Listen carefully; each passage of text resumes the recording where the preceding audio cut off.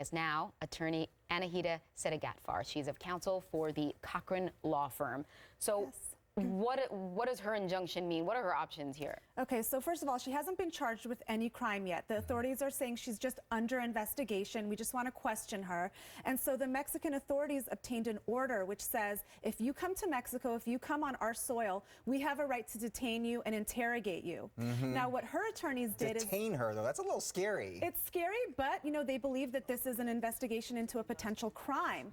But what her attorneys did is they went to court and they asked for an injunction. And they want to get a court order where the judge will say that Mexican authorities can't arrest her, they can't detain her, and apparently there's some mechanism in Mexican law that allows for that, which is interesting because we don't have anything like that in the States.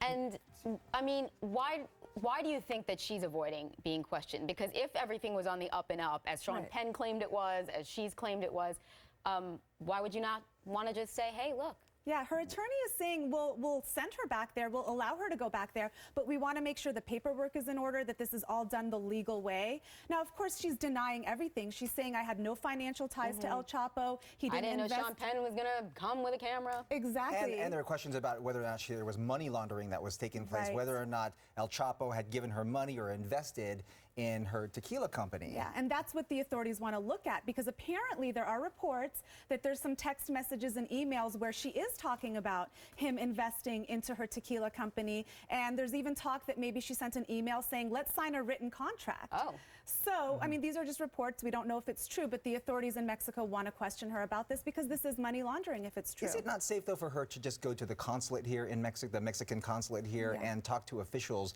there rather than cross the border and I don't know. Anything can happen, right? Right. Well, apparently she was given that option. From what we hear, they offered her that option. She said she would go, and she didn't. So I'm thinking there's some legal things in the works, and I think that's why her attorneys went in Mexico to try to get this injunction to say, you know what? She wants to be able to go back to Mexico. That's her home country. She shouldn't be arrested or detained. There's just no facts here that prove that she did a crime. This is like a telenovela script. Right? It really it's like a real-life soap opera. Speaking of soap opera, we want to ask you the latest on the Bill Cosby situation. A spokesperson for Cosby says that he will appeal yesterday's decision by a Pennsylvania judge to allow the sexual assault case to move forward. Cosby, as you know, faced nothing was in writing. So this makes me mad. Because we had Leo Terrell on yesterday who told us, you know, too bad for Cosby. His lawyers weren't great. They didn't get it in writing. And, you know, his immunity deal means nothing now. And I disagree with Leo. I love Leo, but I disagree because here's the thing. This wasn't about Cosby's guilt or innocence, okay? The sole issue before this court is whether or not Cosby had an agreement that was valid and binding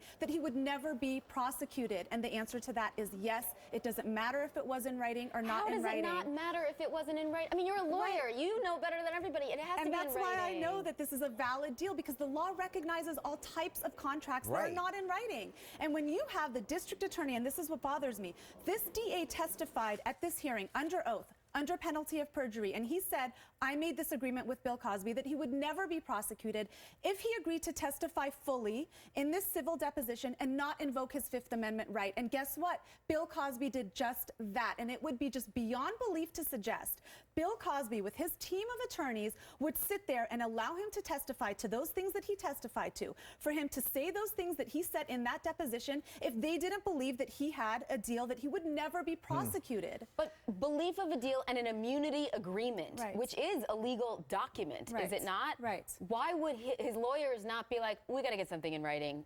I blame his lawyers for that. I agree this should have been reduced to writing, but just because it wasn't does not negate the fact that there's a valid binding agreement. And in the law, we have something called detrimental reliance. And if you rely to your detriment on something that somebody promised you, as Bill Cosby did, I argue in this case, then it becomes a valid binding contract. I think the court got it completely wrong here. So you have to wonder if this criminal case will ever see its day here, if there's going to be an appeal, and then there will be another appeal, and this will just be appealed almost until perpetuity. Yeah, I mean, his lawyers have tried every maneuver. They've tried every maneuver, but I think on this point they have a strong appellate argument. They've said we're going to appeal this, that we don't agree with the judge, and I think they should even take this to the Supreme Court if they have to, because that's how wrong I think this judge's ruling was. I want to know what Sonia Sotomayor has to say about this.